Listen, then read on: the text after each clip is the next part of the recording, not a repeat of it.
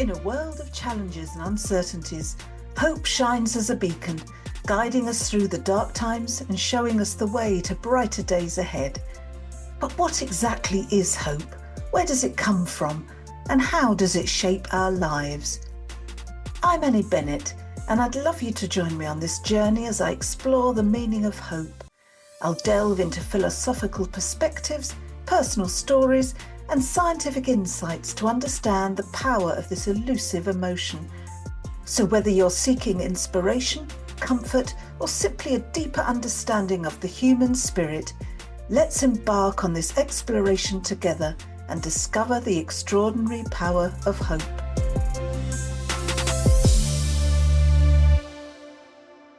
Hello and welcome to episode 5 of the Chronicles of Hope with me, Annie Bennett. Today's episode is going to be a solo one. I decided that I would do an episode all about the setting up of the CIC, which I have set up and registered this week. So I have a certificate, I have a company's house number. So I thought it would be quite a good podcast episode to talk you through what a CIC is, how it differs from a charity, and some details about the setup. And I shall put some links in the notes. If it's something that you're interested in doing, I shall show you where I got some of my information from. So when I was first thinking about setting up a charity, the first thing I did, as probably most people would do, is I Googled how to set up a charity. Now, the results were completely overwhelming, to be honest. Not having a clue about any of it, being completely in the dark, it was one of those things that I thought, right, I'm going to need some more information here. So I just sat down with the page of the government website with the different types of charity on. I can't remember what they are. You'll have to look that up yourself. But reading through them, my first thoughts were perhaps a charitable trust is the way to go. So I had that in my head. Now, around that time, I had a chat with a lovely friend of mine who's an accountant, Leanne Guns.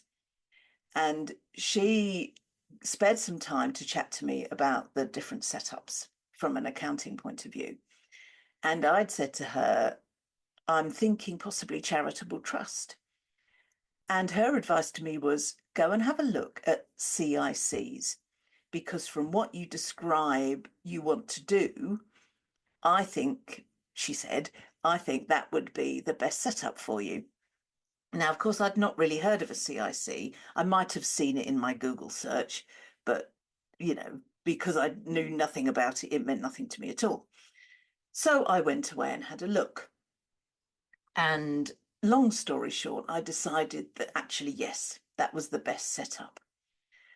So what is a CIC? Well, a CIC stands for Community Interest Company, and it's a type of limited company that exists to benefit the community rather than its shareholders.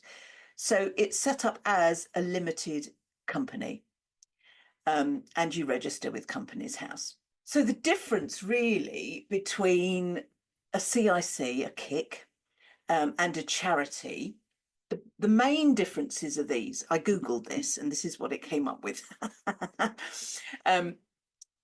Charities are established for charitable purposes that benefit the public, while CICs are established for community benefit. So there's a slight difference there. And in terms of activities, charities typically provide services or relief without a commercial objective, while CICs can engage in commercial activities and generate profits.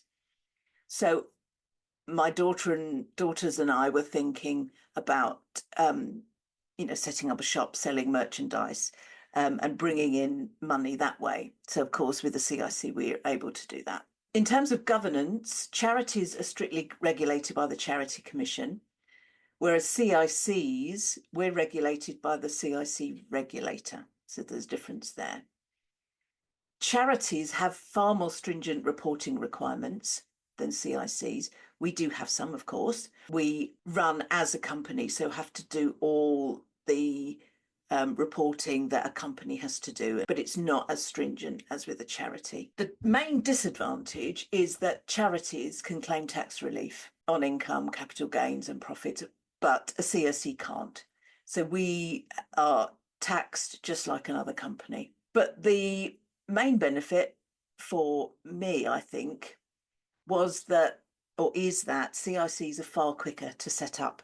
And I've sort of proved that this week. I've set it up. It's set up already. And the advice that I'd been given by quite a few people that had experience of CICs was that CICs can generate more funding. You can get more funding from different bodies as a CIC. So I was more than happy to go with the CIC model. So what are the basics of a CIC? One of the differences between a CIC and a charity is that you don't have to have trustees. What you have are directors, and you can have a minimum of one. I'm not sure if there's an upper limit.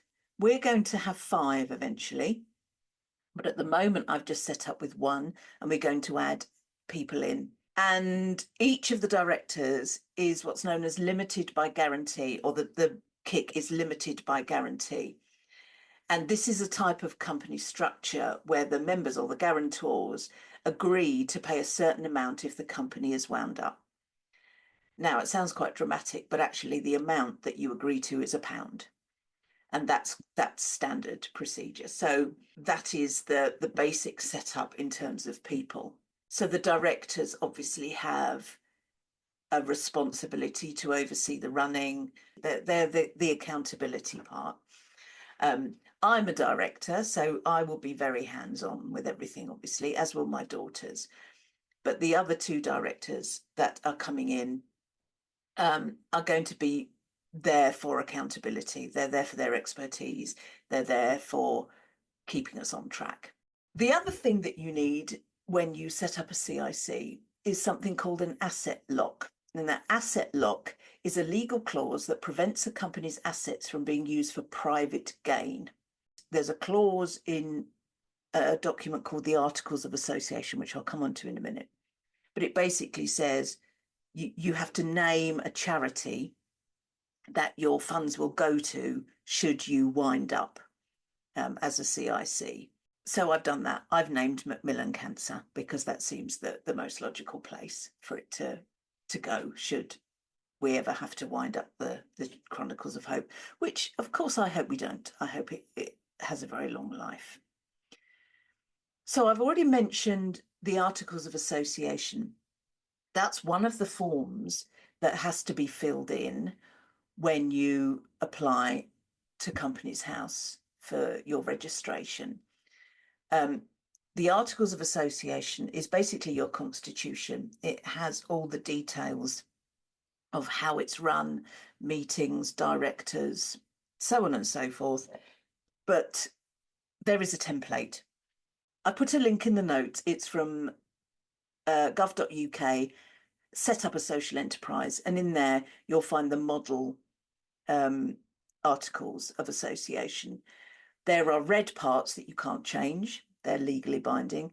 The other parts you can change, but I don't think I changed anything on that. You have to insert names. You have to insert your asset lock, chosen charity, and you have to insert your object, what it is that you are aiming to do as a company.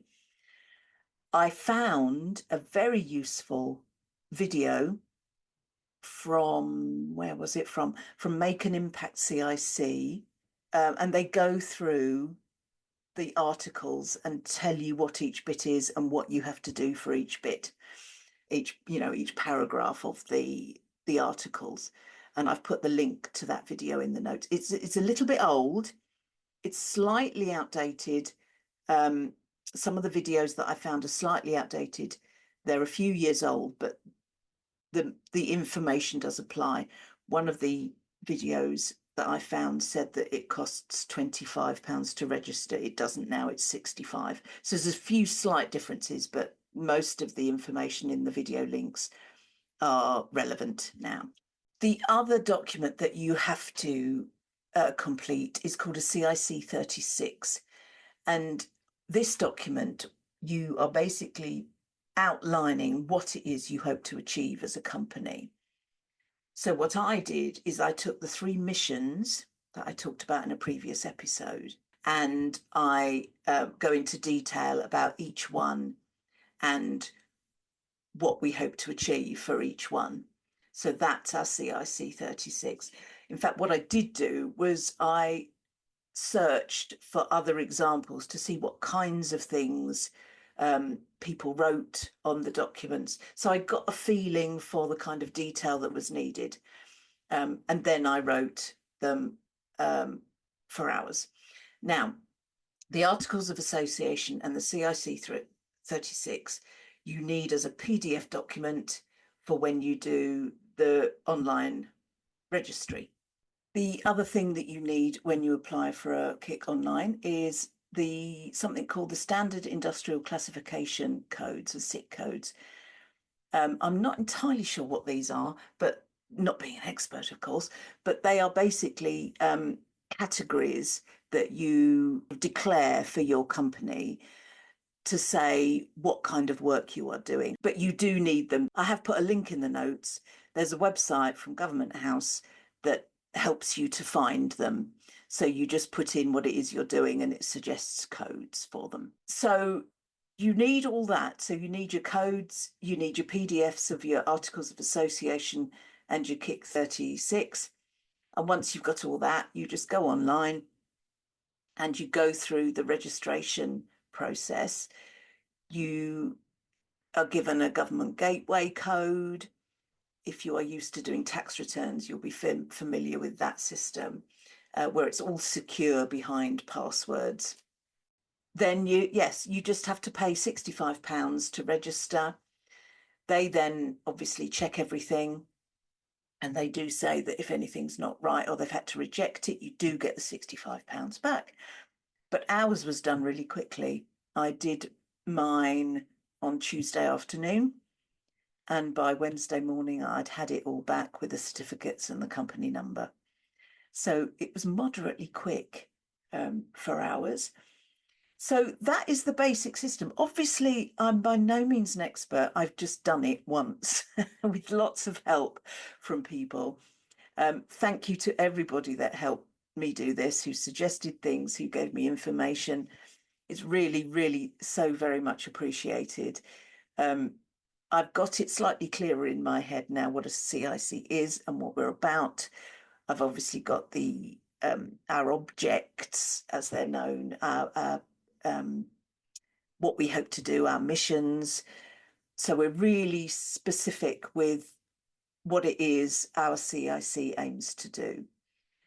And of course, my next step, which I shall be doing with the help of my daughters and our directors, will be to create a plan for all aspects of the CIC so that we're really, really clear what we want to achieve, when we want to achieve it, how we'll know when it's achieved, so that we can then start applying for funding, so that we can obviously then start helping the people that we want to help. So if you think you are able to help us in any way, do contact us, info@thechroniclesofhope.org.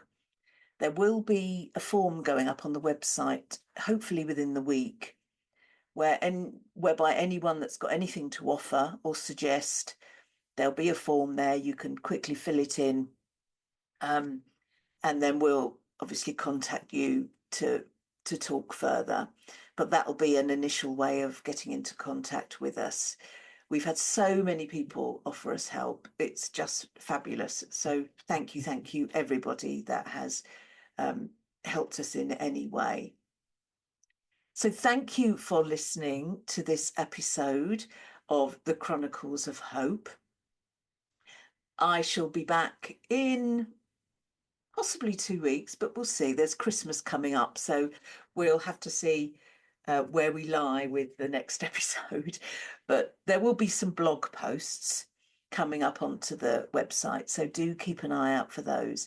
If you're not on our mailing list, then please do join. Just come onto the website and the box will pop up for you to subscribe to emails where you'll be kept updated. So thank you very much for listening. Thank you for listening to the Chronicles of Hope podcast with me, Annie Bennett.